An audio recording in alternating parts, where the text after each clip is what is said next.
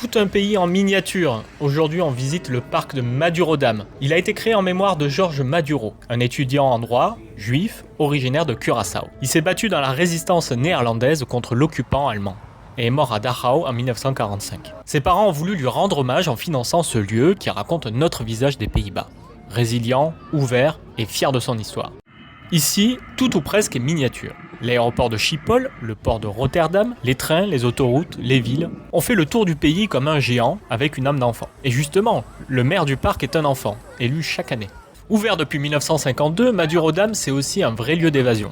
On y joue du carillon, on se perd dans des tulipes géantes, ou même dans des tableaux de peintres hollandais. On déconnecte vraiment du monde extérieur. Et ce n'est pas un hasard si le parc a inspiré Walt Disney lui-même pour imaginer Disneyland. Aujourd'hui encore, le parc évolue. Chaque année, de nouveaux pavillons, des attractions immersives, façon Puy du Fou, nous plongent dans l'histoire néerlandaise. On peut survoler le pays avec le Hollandais volant Albert Plesman, pionnier de l'aviation. On peut sauver les digues lors de la grande inondation de 1953, ou encore vivre la fondation de New York, qui s'appelait autrefois New Amsterdam. Toujours un plaisir de tirer sur les Anglais.